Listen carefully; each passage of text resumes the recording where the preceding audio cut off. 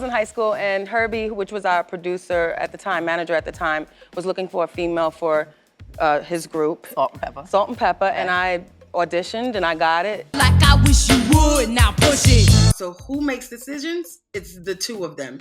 And honestly, you guys, all you gotta do is just look. You can see it. It's really not that deep. Talk to me.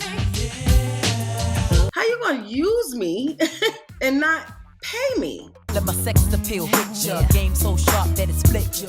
I definitely am open, and Pep is open. We've talked about it. Our hearts are open, have always been open to Spinderella. On your mark, get set, go. Let me shoot to the next man in a three-piece suit. Did you hear? DJ Spinderella is spilling the tea on Salt-N-Pepa. And trust me, it's juicy. Sis got done dirty, and now she's finally telling it all. Y'all know DJ Spinderella, right?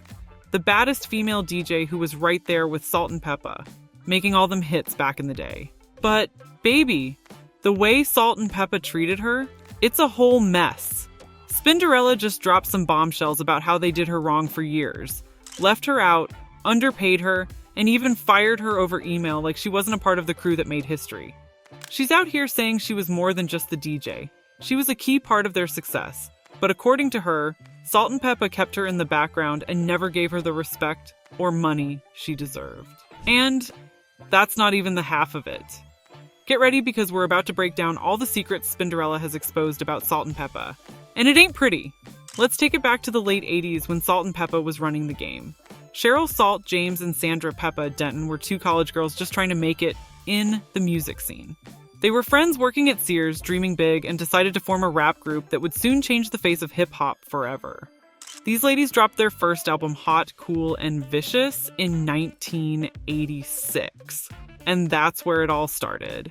But hold up, we gotta talk about DJ Spinderella. Born Deidre Roper on August 3rd, 1970 in Brooklyn, New York, Spinderella joined Salt-N-Pepa when she was only 16 years old.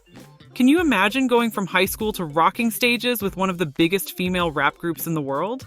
That's exactly what happened with Spinderella. She wasn't just a DJ.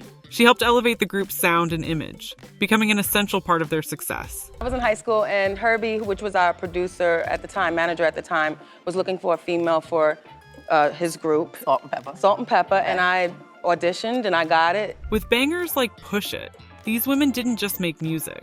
They created anthems that had everyone from the hood to the suburbs bumping. Like I wish you would, now push it. Hot, Cool, and Vicious went platinum, and then they dropped Very Necessary, which blew up even more with hits like What a Man and Shoop.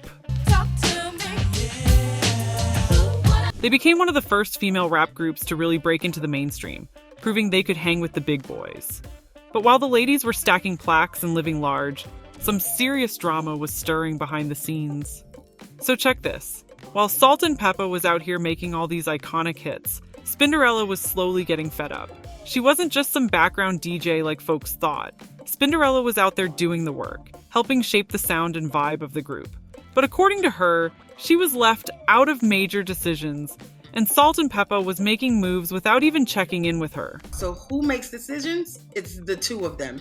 And honestly, you guys, all you gotta do is just look. You can see it. It's really not that deep. Imagine being part of a group, but every time something big went down, you were the last to know? That's how Spin was feeling. And it wasn't just about the music either. Salt, who was getting deeper into her faith, started moving in a different direction. She wasn't feeling the whole sexy image anymore. Sis was trying to keep it holy. I submitted my life to Christ for a number of reasons. The main one being I was just sick and tired of being sick and tired. And God just brought me to my knees, and he just showed me where I was just compromising. But Peppa? She wanted to keep it spicy. Peppa was all about that bold, wild energy. And this caused some serious friction between the two of them. And in the middle of all this, you got Spinderella like, what about me? The more Salt-N-Pepa took control of the group, the more Spin felt like she was being pushed to the side. It was like they weren't trying to hear her out, and every decision was being made without her say. Spin was out here feeling like the third wheel in a group she helped put on the map. If you put that picture out there that is just two, that's what people are gonna see. So how are we putting a picture out that is just two? My name is not in the group, so there's the first misconception. But that ain't even the worst part. Wait till you hear how they did her when she left the group. It's straight up disrespectful. So after 30 years of rocking with Salt-N-Pepa, you won't believe how they did Spinderella dirty. Fired her with an email. Can you imagine? So check this. Back in 2019, Spinderella got on Instagram and let the world know she had been fired from Salt-N-Pepa in the most disrespectful way possible. Yup, sis said they didn't even have the decency to sit her down and talk it out. They straight up sent her an email, like she was nothing after all them years of working together. You'd think after 30 years they could have had a real conversation, right? But nope, they hit send. And that was that. And Spin wasn't having it. She filed a lawsuit against them, claiming they owed her unpaid royalties, broke their contracts, and even used her name and likeness without giving her a dime. She was like, y'all out here making money off my hard work, but where's my cut? How you gonna use me and not pay me? Spin said for years she felt like the third wheel, like they never saw her as part of the team, even though she was spinning records, performing, and making hits right alongside them. Now, Salt-N-Pepa had their own side of the story. They basically said, Spin, you weren't a full partner. You were just the DJ. Had said, you're just the DJ. But here's my confusion, and I can see where everybody else is confused. If I'm just the DJ, why am I building this brand? They claimed the brand was all about their partnership, and Spinderella was just someone they brought on later. But let's be real. Spin was up there performing, in the videos, and touring with them. She was a part of Salt-N-Pepa whether they liked it or not, and to fire her like that? That's cold-blooded. But it don't stop there. There's even more shady business behind the scenes, and you won't believe what really went down. On your mark, get set, go, let me shoot to the next man in a three-piece suit. They didn't just kick Spinderella to the curb, they acted like she never even existed. Let's talk about the real disrespect. Spinderella wasn't just fired, sis was basically erased from everything that mattered. Let's start with the VH1 reality show, the Salt-N-Pepa show. Now, you would think all three ladies would be shining, right? Nope. Spinderella barely got any screen time, only showing up here and there as a guest. It was like she was just a side character in a show about a group she helped build. Can you imagine being part of something legendary for 30 years and getting treated like an extra? Spin definitely wasn't happy about that. And it didn't stop there, sis. In 2021, Salt-N-Pepa got a whole Lifetime biopic made about them. And guess who was left out of the production? Yep, Spinderella. Not only did they not involve her in any way, but they also didn't even ask for her opinion. They used her image and included her character in the movie. But the real Spinderella had zero say in how her story was told. She was like, how y'all gonna use my face but not my voice? That's cold, honey. That sucks, because Spinderella was a very important piece to that group, so she should have had her input involved in the film. They didn't make her look bad in the film, but they didn't give her any real looks, period. Spinderella was livid. Rightfully so. She wasn't just spinning records. She was rapping, performing, and adding her flavor to the group's success.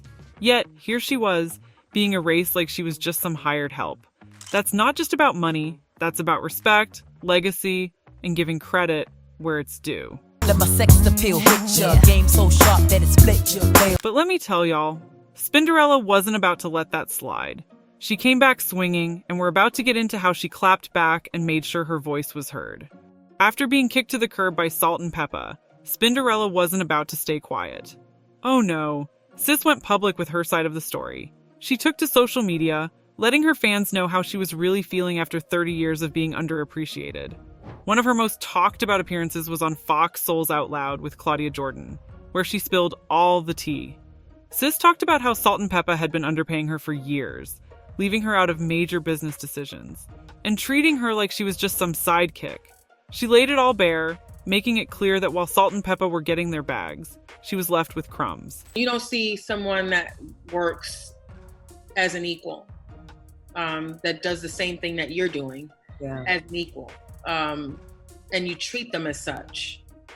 I woke up to that. I woke up and I said, no more. And let's not forget the subtle shade she threw during her appearance on Erasure with SWV.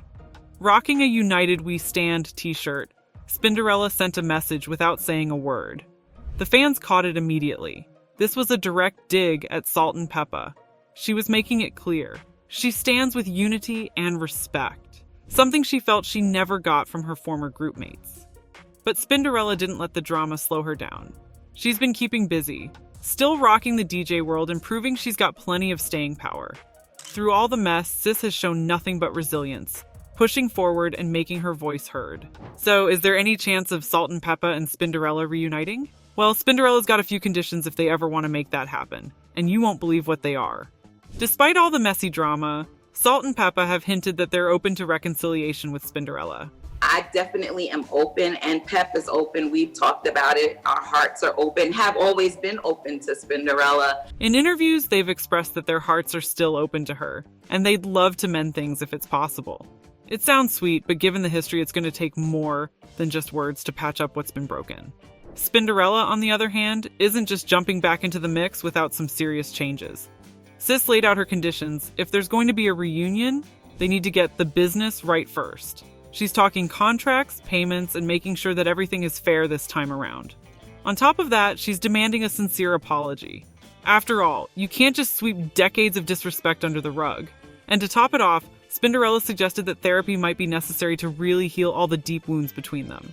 Talk about serious grown woman energy. But can they ever truly reconcile?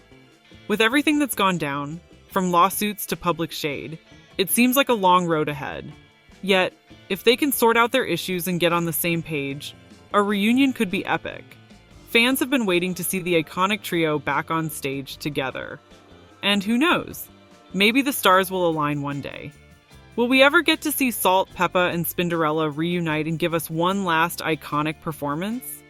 Only time will tell, but we're all watching to see how this unfolds. Now hit that sub button to stay updated with us. We'll see you in the next one. Hard like I wish you would, now push it.